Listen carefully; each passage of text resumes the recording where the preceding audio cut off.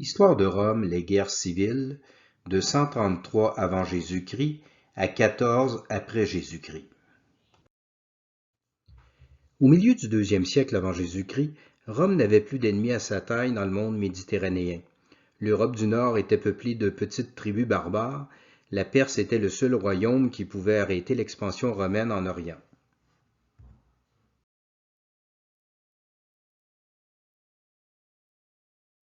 Les richesses affluaient à Rome, or, esclaves, œuvres d'art, produits exotiques. Mais cette prospérité provenait du pillage des territoires conquis. Ce luxe, soudain et artificiel, a corrompu les mœurs de la classe supérieure romaine. L'impérialisme a tué la République vertueuse des premiers siècles. Les terres agricoles de l'Italie étaient maintenant cultivées par des esclaves au profit des latifondiaires, de riches sénateurs qui vivaient à Rome. Les petites fermes familiales étaient ruinées. Les anciens paysans soldats désertaient la campagne pour s'établir à Rome, où ils formaient un prolétariat parasitaire qui réclamait du pain et des jeux. Les guerres étaient maintenant longues et lointaines. Les soldats paysans avaient donc été remplacés par des soldats professionnels, généralement issus des classes pauvres de la société. La noblesse sénatoriale abusait de ses privilèges au lieu de servir les cités. Rome montrait des signes de décadence qui ressemblaient étrangement à ceux de la civilisation occidentale contemporaine. Dénatalité, divorce, perte du sens du travail, manque d'honnêteté, hyper-judiciarisation, corruption de la classe politique, immigration barbare, cosmopolitisme, société du spectacle, taxation écrasante, écart croissant entre les riches et les pauvres, disparition de la classe moyenne, déclin de la religion traditionnelle au profit des cultes orientaux.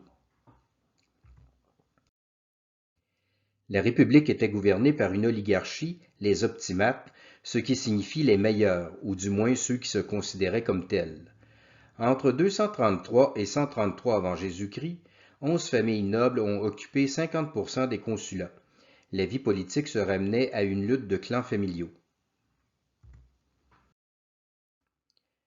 Le pouvoir des optimates était contesté par les populares.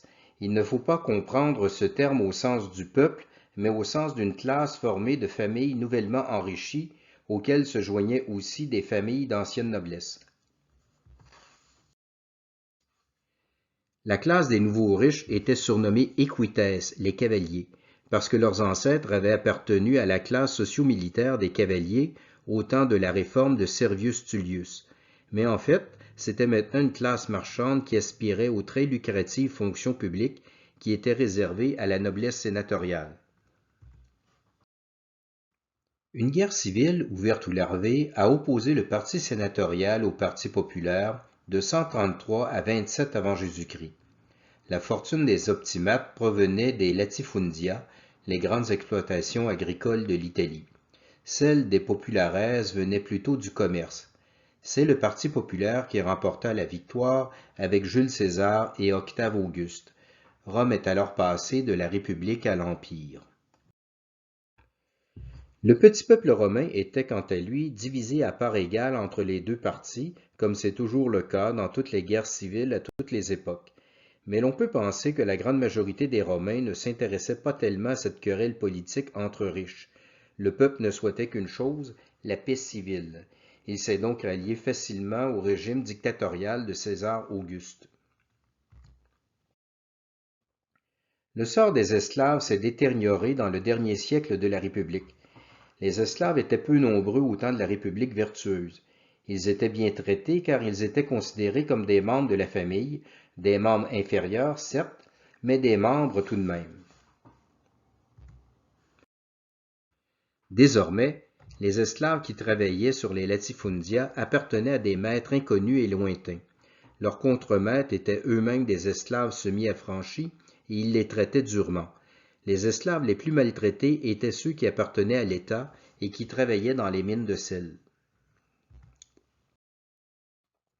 En général, les esclaves de l'Antiquité n'étaient pas aussi maltraités qu'on pourrait le penser. Il n'y eut que 3 grandes révoltes d'esclaves, appelées guerres serviles.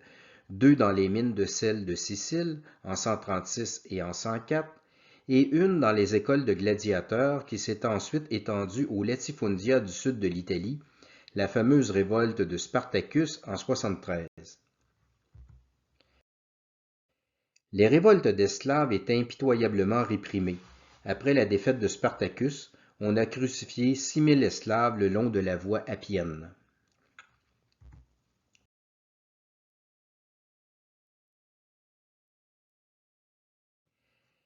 Tiberius et Caius Gracchus étaient les petits-fils de l'illustre Scipion l'Africain, le vainqueur d'Hannibal. Leur mère, Cornelia Scipion, incarnait les vertus traditionnelles des bonnes mères de famille romaines.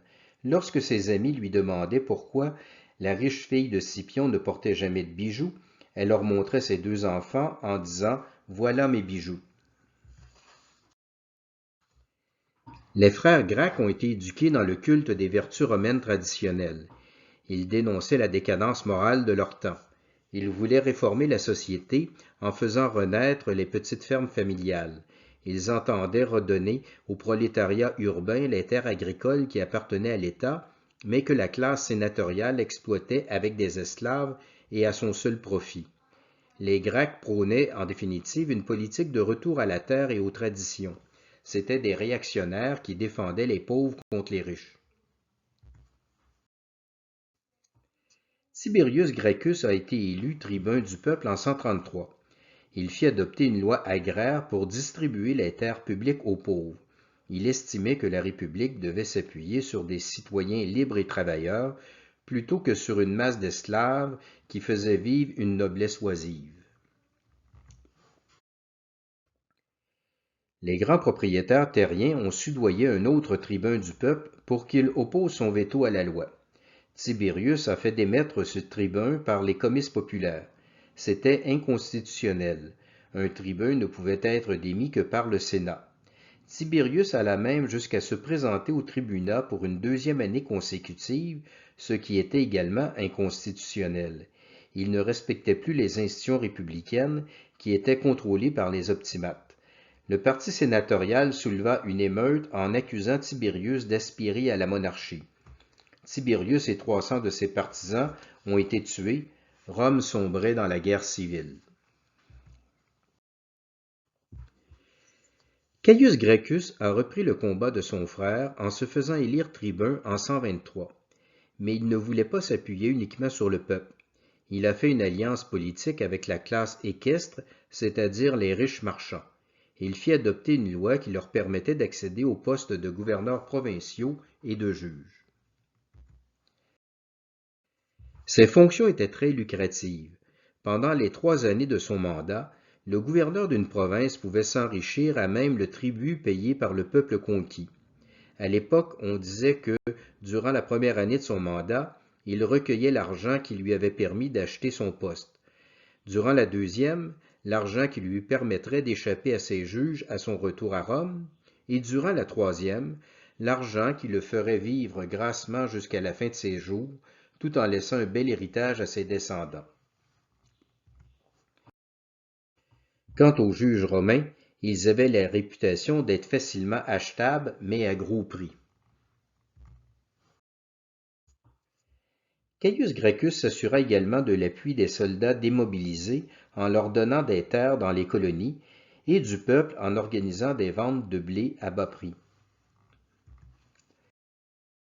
Le tribun réformateur commença à appliquer la loi agraire. Sa popularité lui permit de se faire réélire au tribunat pendant 3 années consécutives, de 123 à 121, ce qui était inconstitutionnel. Mais Caius Gracchus a commis une erreur. Il a fondé une colonie romaine sur le site de l'ancienne cité de Carthage. Les sénateurs l'ont accusé de commettre un sacrilège, étant donné que cette terre avait été maudite par le sel que les Romains y avaient répandu après la destruction de la ville.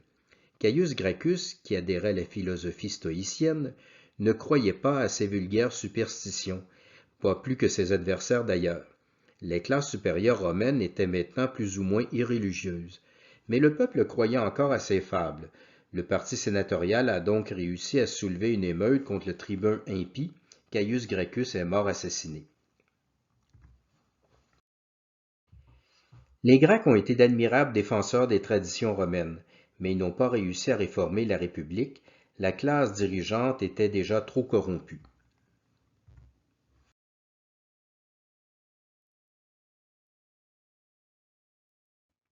Le parti sénatorial a conservé le pouvoir de 121 à 107 avant Jésus-Christ. Le Parti populaire comprit alors qu'il devait disposer d'une force armée. Il se tourna vers un prestigieux chef militaire, Caius Marius. C'était un homme nouveau, c'est-à-dire un homme issu de la petite noblesse, qui avait réussi par son talent à monter dans la hiérarchie sociale. Élu consul en 107, Marius a ouvert les rangs de la Légion aux prolétaires, la classe la plus pauvre des citoyens, qui ne servaient pas jusqu'alors dans l'armée. Ces nouveaux soldats professionnels pouvaient s'enrichir par le pillage et obtenir une terre dans les colonies, mais ils étaient plus attachés à leur général qu'à la République. Ils deviendront un parfait instrument pour s'emparer du pouvoir politique. La rude personnalité de Caius Marius plaisait au peuple. C'était un politicien populiste, comme on dirait aujourd'hui. Un mendiant était venu le voir pour lui demander l'aumône. Le consul lui dit « Reviens demain, et je te ferai un cadeau digne de Marius. » Le lendemain, il lui donna une charrue. « Travaille, et tu ne connaîtras plus jamais la pauvreté. » Ce type de discours viril plaisait aux classes populaires dans l'Antiquité comme de nos jours.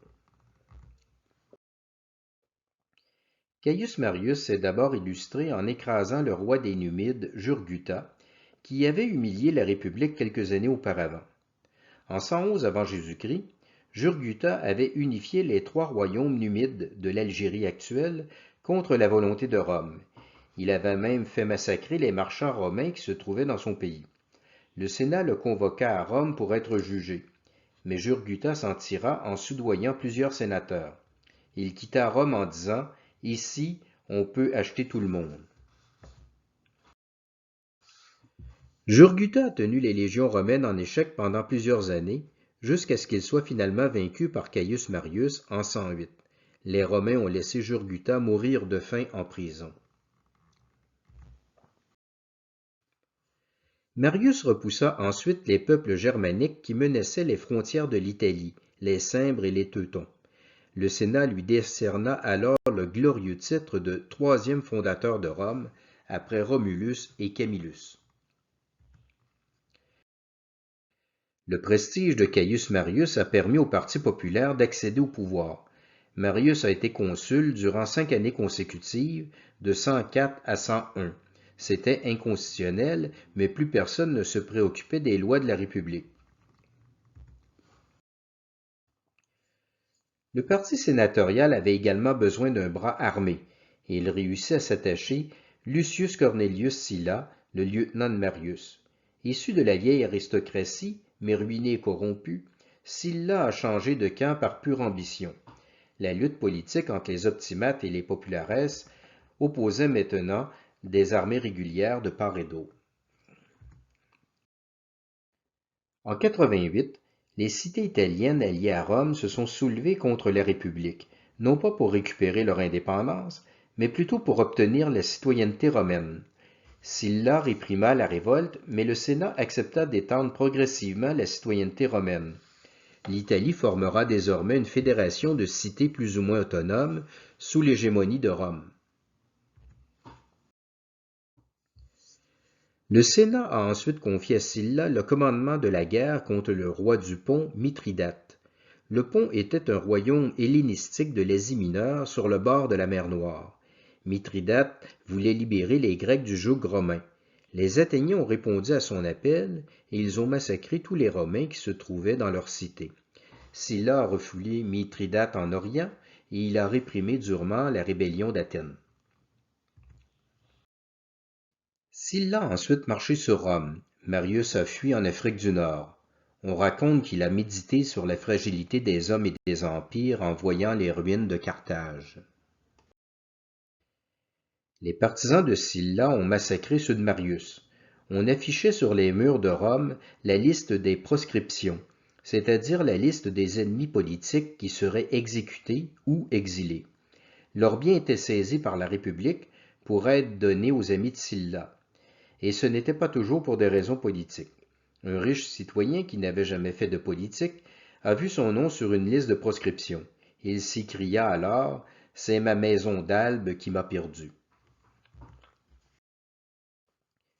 Sylla dut se rendre en Orient pour continuer la guerre contre Mithridate. Marius en profita pour reprendre le pouvoir à Rome.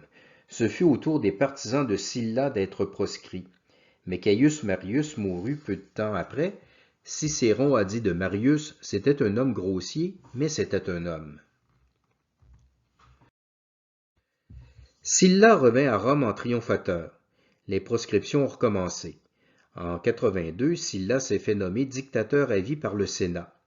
La République avait un pied dans la tombe, mais les Romains n'étaient pas encore prêts pour la monarchie. Sylla prétendait réformer la République. Il reconstitua le Sénat qui avait été décimé par les proscriptions. Il affaiblit l'autorité du tribunat et des comices populaires. Il adopta des lois contre la corruption et l'immoralité. En 79, Sylla s'est retiré de la vie politique pour montrer que la République pouvait encore fonctionner normalement. Il prit le nom de Félix, ce qui signifie « heureux comme un dieu ». Il vécut dans un riche palais, protégé par ses anciens soldats qu'il avait établis sur des terres à proximité. Sylla mourut l'année suivante en laissant un très mauvais souvenir dans l'histoire de Rome.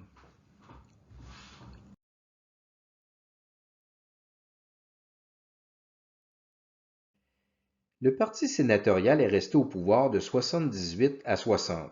Les troubles politiques de la capitale ont affaibli l'Empire. La Gaule cisalpine et l'Espagne étaient contrôlées par deux lieutenants de Marius, Lépide et Sertorius. Les pirates de Cilicie, en Asie mineure, terrorisaient la Méditerranée. Le roi du Pont, Mithridate, reprenait les armes contre Rome, et le gladiateur Spartacus soulevait les esclaves de l'Italie. Un jeune et brillant général, Cnéus Pompée, réussit à mater toutes ces révoltes. Sylla lui attribua, de manière un peu excessive, le titre de Pompée le Grand.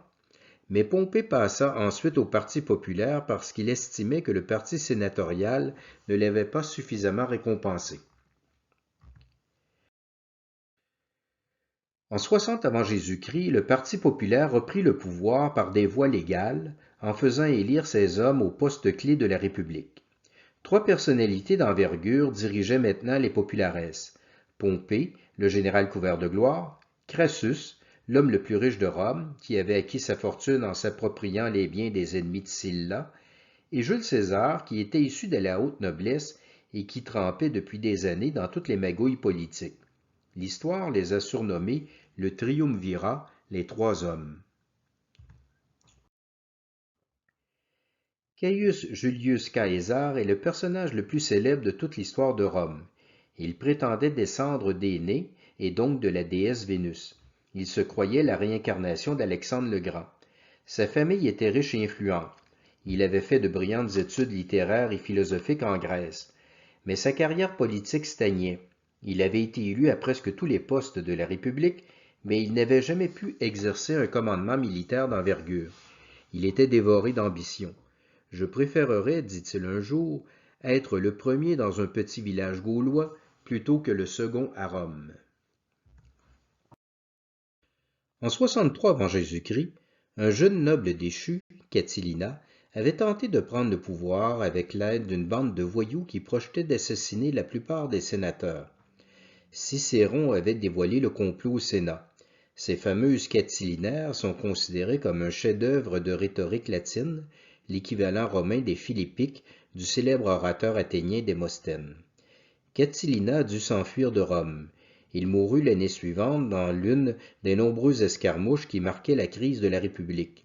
Mais les historiens pensent que la main de Jules César se cachait derrière la conjuration de Catilina. César n'hésitait pas à recourir aux moyens les plus immoraux pour accéder au pouvoir. En 59, le triumvirat s'est partagé des zones d'influence. Pompée est resté à Rome pour gouverner l'Italie. Crassus a pris l'Orient pour guerroyer contre les Parthes dans l'espoir de se couvrir de gloire et d'or. César s'est contenté des provinces romaines de la Gaule cisalpine au nord de l'Italie et de la Gaule transalpine au sud de la France actuelle. En apparence, il obtenait la part la moins intéressante, mais en réalité, il avait l'intention de conquérir la Gaule indépendante et de s'en servir comme base pour s'emparer du pouvoir à Rome. Les choses ont mal tourné pour Crassus. En 53, il a été vaincu et tué par les Parthes qui avaient plus ou moins reconstitué l'ancien royaume perse. César et Pompée se retrouvaient face à face.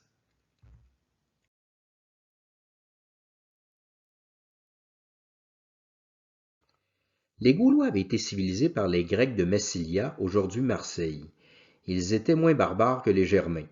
La Gaule était très peuplée et son agriculture était prospère. Elle commerçait depuis longtemps avec le monde méditerranéen. Ses élites allaient étudier à Rome ou à Athènes, mais la civilisation celtique a laissé peu de traces archéologiques car ces villes étaient construites en bois plutôt qu'en pierre. Après la conquête, les langues gauloises disparaîtront au profit du latin, mais la religion druidique survivra jusqu'à l'implantation du christianisme au début du Moyen Âge. La Gaule pré-romaine était divisée en une vingtaine de royaumes constamment en lutte.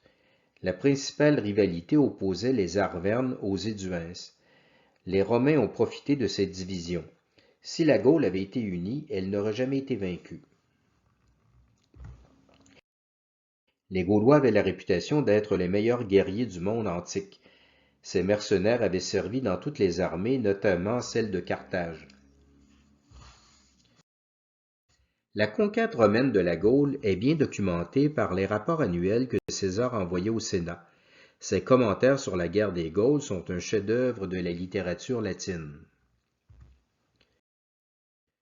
En 58, César s'introduisit en Gaule pour repousser les Helvètes, un peuple venu de Germanie.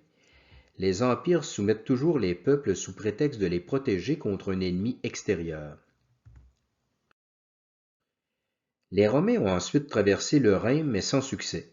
Rome ne réussira jamais à conquérir la Germanie, peut-être parce que ces peuples barbares n'avaient pas été préalablement touchés par la civilisation grecque. En 57, César a fait la conquête de la Belgique actuelle. Il écrivit que les Belges étaient les meilleurs guerriers de toute la Gaule. En 56, il affronte divers peuples gaulois, Armoricains, Aquitains, Vénètes, Hunels, Ménapes et Morins. La conquête prenait maintenant l'allure d'une interminable guérilla. César pensait que la résistance gauloise était animée par les druides qui se réunissaient à chaque année dans l'île de Bretagne, l'actuelle Angleterre. En 55 et 54, les Romains ont traversé la Manche pour frapper le sanctuaire druidique, mais ils ont été repoussés. En 53, les Gaulois se sont enfin décidés à s'unir contre l'envahisseur sous la direction du jeune et brillant roi des Arvernes, Vercingétorix. Les Romains ont été aux prises avec plusieurs soulèvements simultanés. Les légions ont exercé des représailles que l'on qualifierait aujourd'hui de génocide. Les Gaulois ont répliqué en pratiquant la tactique de la terre brûlée. En 52, Vercingétorix a remporté la bataille de Gergovie. Les Éduins, qui étaient jusqu'alors alliés aux Romains, ont changé de camp. César était sur le point de quitter la Gaule. Mais il joua le tout pour le tout en assiégeant Alésia, la capitale du royaume arverne. Les Gaulois de l'extérieur ne pouvaient pas venir en aide aux assiégés parce qu'ils n'avaient pas de commandement unifié. La famine a forcé Vercingétorix à capituler. Le héros de la résistance gauloise sera enchaîné derrière le char de Jules César lors de son triomphe à Rome en 46. Il sera ensuite étranglé dans le sombre cachot où il moisissait depuis 6 ans. La romanisation de la Gaule a longtemps effacé le souvenir de Vercingétorix, mais le roi Arverne fut remis à l'honneur au milieu du 19e siècle par l'empereur Napoléon III, qui s'intéressait beaucoup à cette période de l'histoire de France.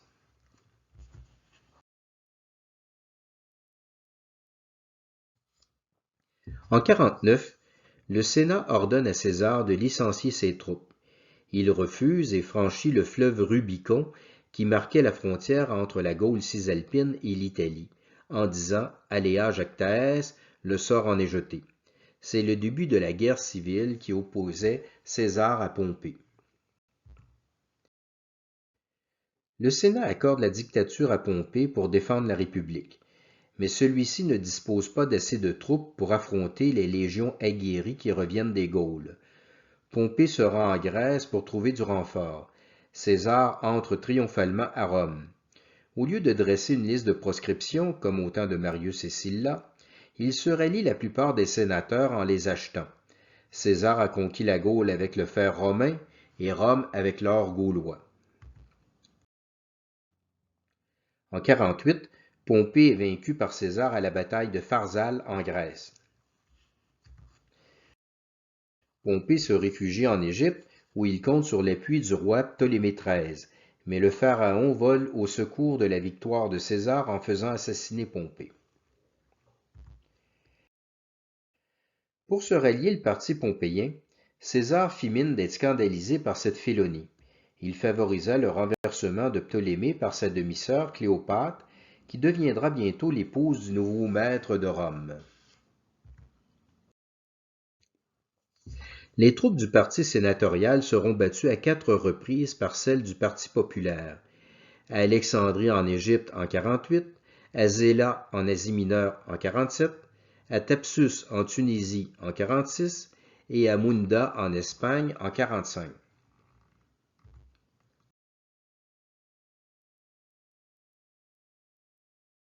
En 48, le Sénat a nommé Jules César dictateur à vie. Le nouveau maître de Rome a réformé les institutions de la République pour établir l'ordre et la justice. Il a assaini les finances publiques, il a incité les propriétaires terriens à engager des hommes libres au lieu des esclaves, il a concédé la citoyenneté romaine aux classes supérieures des provinces, il a fondé des colonies pour ses anciens légionnaires, il a combattu l'immoralité et a mis en usage un nouveau calendrier dit julien qui divisait l'année en 12 mois au lieu de 10. César et Cléopâtre ont eu un fils surnommé Césarion. On pensait que César voulait instaurer une monarchie universelle qui unirait l'Occident et l'Orient. Il aurait ainsi réalisé le rêve d'Alexandre le Grand. Mais les Romains avaient gardé leur aversion traditionnelle pour la monarchie. En 44, les soi-disant défenseurs de la République ont assassiné Jules César de 23 coups de poignard en plein Sénat. Brutus, le fils naturel de César, était parmi les conjurés. Il portait, paradoxalement, le nom du chef de la révolution républicaine de 509. Le dictateur s'écroula en disant « Et toi aussi, mon fils ». Jules César était un politicien immoral et sanguinaire. Son règne fut de courte durée, mais il a néanmoins préparé l'instauration du régime impérial qui mettra fin à la crise politique. La République était morte.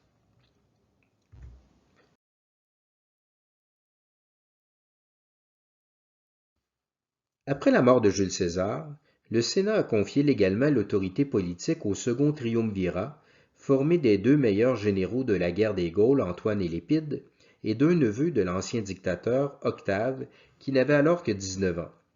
Le Sénat espérait manipuler ce dernier pour l'opposer aux 2 généraux qui paraissaient trop puissants. Mais Octave était un habile politicien, il deviendra l'unique maître de Rome. Marcus Antonius était la figure dominante du second triumvirat. Les chefs du complot républicain, Cassius et Brutus, se sont réfugiés en Grèce pour lever les troupes en faveur de ce qui restait du parti sénatorial. Mais Antoine les a vaincus à la bataille de Philippe en 43. Cassius et Brutus sont morts au combat. Cette livre raconte que Brutus aurait vu le spectre de son père durant la nuit qui a précédé la bataille. Cette anecdote a été immortalisée par Shakespeare dans sa pièce Jules César. À Rome, ce fut le retour des proscriptions. Contrairement à César, le second triumvirat n'a pas cherché à réconcilier tous les Romains. Les derniers membres du parti sénatorial ont été massacrés. Désormais, la lutte pour le pouvoir ne se fera qu'à l'intérieur du Parti populaire. Antoine se présentait comme le régent du fils légitime de César et Cléopâtre, Ptolémée XV, surnommé Césarion. Il avait sans doute l'intention de le faire disparaître avant qu'il n'atteigne l'âge de la majorité. Mais l'habile Cléopâtre a réussi à séduire Antoine. Elle épousa le nouveau maître de Rome, probablement dans l'espoir de lui survivre et d'installer son fils sur le trône de l'univers. Le naïf et luxurieux Antoine est tombé dans le piège. Il semble avoir conclu avec Cléopâtre un mariage d'amour, et non pas un simple mariage de raison politique comme Jules César l'avait fait auparavant. Antoine s'établit en Égypte en rêvant de reconstituer l'ancien empire d'Alexandre le Grand. Il offrait ainsi à Octave la corde qui servira à le pendre. Le parti d'Octave discrédita Antoine en le présentant comme un tyran orientalisé qui voulait soumettre Rome à l'Égypte. Octave prenait la pose d'un défenseur des traditions romaines. Lépide se rallia à Octave. À cette époque, les généraux ne pouvaient pas encore supplanter la vieille noblesse romaine, et Octave provenait de la gens Julia. La guerre civile reprenait en mettant aux prises, comme toujours, l'Occident pro-Octave à l'Orient pro-Antoine. Mais Octave déguisa habilement cette guerre civile en guerre classique en demandant au Sénat de déclarer la guerre au royaume d'Égypte. Le conflit s'est joué sur mer. La flotte romaine d'Octave remporta la victoire sur la flotte gréco-égyptienne d'Antoine à la bataille d'Actium, à l'ouest de la Grèce, en 31. Les légions romaines ont ensuite débarqué en Égypte. Les troupes d'Antoine se sont ralliées à Octave. Antoine s'est suicidé en s'enfonçant un glaive dans le cœur. Cléopâtre a tenté de séduire Octave, mais cette fois sans succès. Elle s'est également suicidée. La légende raconte qu'elle se serait laissée mordre par un aspic. C'est peu probable, car la morsure de ce serpent n'est pas toujours mortelle. Cléopâtre a sans doute avalé un puissant poison. L'histoire de l'aspic visait peut-être à souligner le caractère divin du dernier pharaon, car c'était un animal sacré aux yeux des Égyptiens. Octave a donné l'ordre d'assassiner Césarion, qui n'était encore qu'un enfant, pour éviter qu'il ne vienne un jour réclamer l'héritage politique de Jules César. En 27 avant Jésus-Christ, le Sénat a conféré à Octave tous les postes politiques de la République et à vie. Il était dictateur à vie, consul à vie, tribun à vie, etc. Octave a évité soigneusement de prendre le titre de roi. Il s'est contenté du titre de princeps, prince du Sénat. L'Empire romain conservait de iure la constitution républicaine, tout en devenant de facto une monarchie. Octave se présentait paradoxalement comme le restaurateur de la République, bien qu'il en ait été le fossoyeur. Le Sénat accorda à Octave le surnom d'Auguste, ce qui signifie « béni des dieux », mais avec le temps, les maîtres de Rome seront tout simplement appelés César. Quant à Lépide, il renonça à la lutte pour le pouvoir suprême. Il se rallia à Octave en échange d'une considérable somme d'argent et du titre honorifique de grand pontife. Il est mort paisiblement dans un luxueux palais.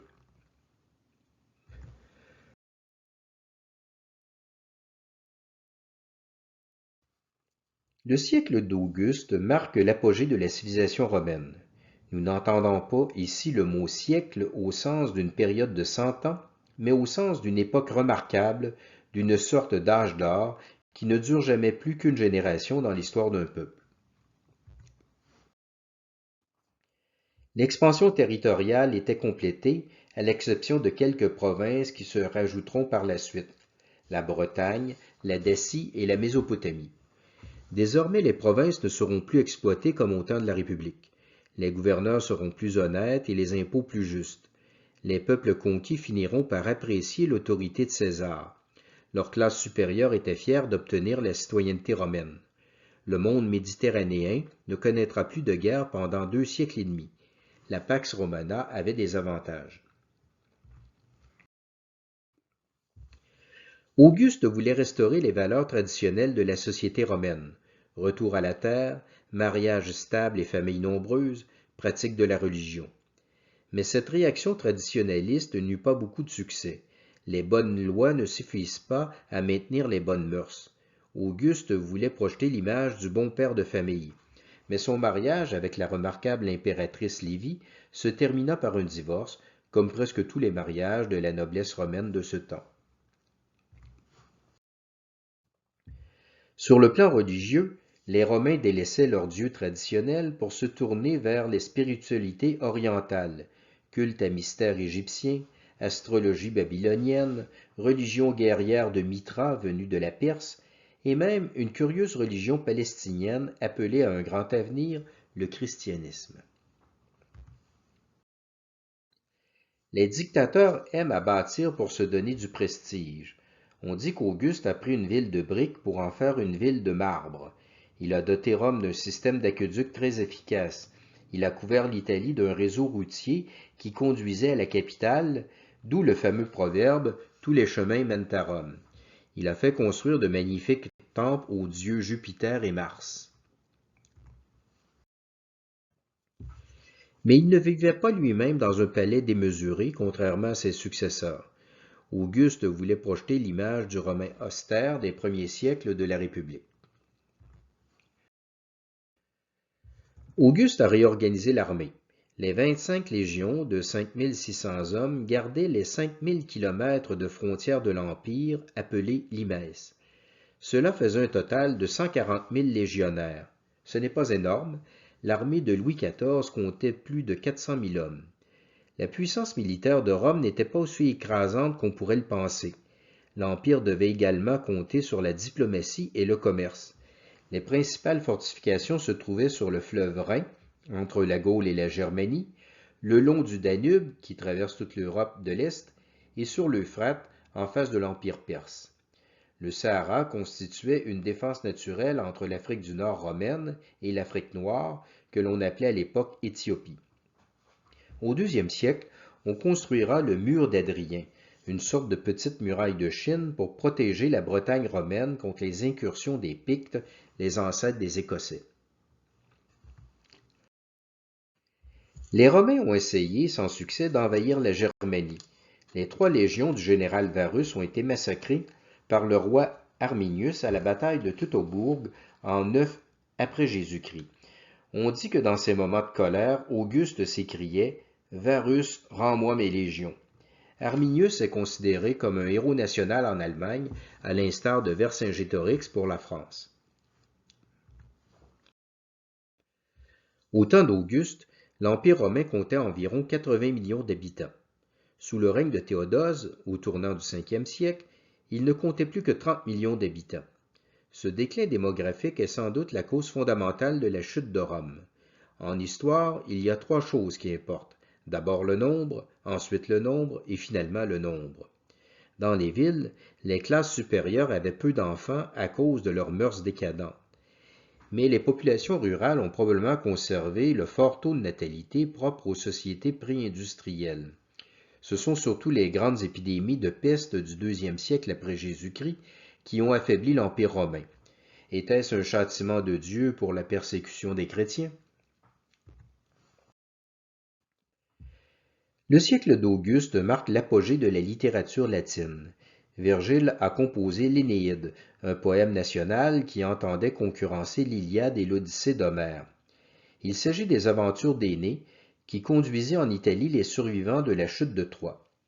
Le fils d'Énée, Ascagne, a fondé Albe, la cité-mère de Rome. Les Romains prétendaient descendre des Troyens pour se démarquer des Grecs qui s'identifiaient aux Achéens. Cette légende illustre la relation d'amour-haine entre Rome et la Grèce. Les Romains avaient un complexe d'infériorité face aux Grecs, mais le chef-d'œuvre littéraire de Virgile rehaussa leur fierté culturelle. Virgile était-il vraiment l'égal d'Homère? On débattait de cette grave question dans nos anciens collèges classiques.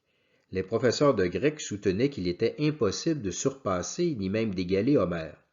Les professeurs de latin affirmaient que Virgile était aussi admirable qu'Homère, sans lui être supérieur. Mais puisque le même professeur enseignait habituellement le grec et le latin, le problème n'était pas facile à résoudre.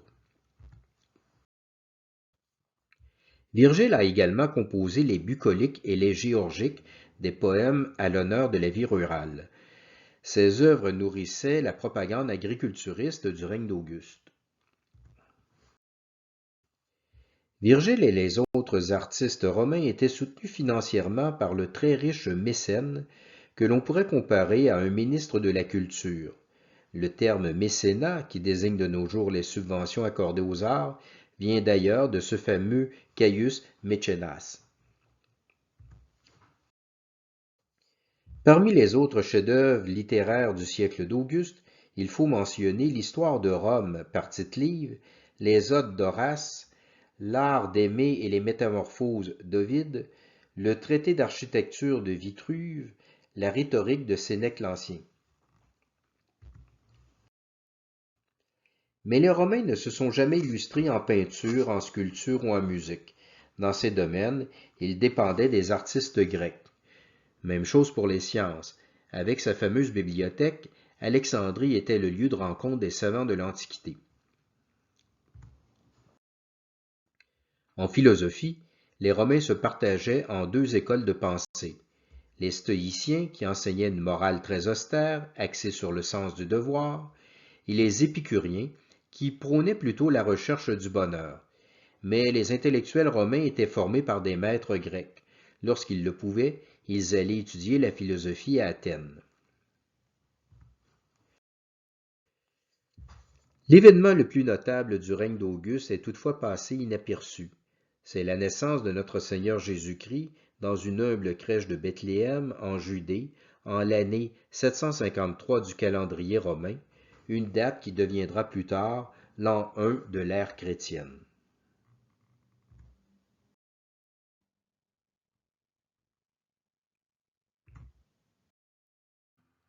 Salutations patriotiques et union de prière.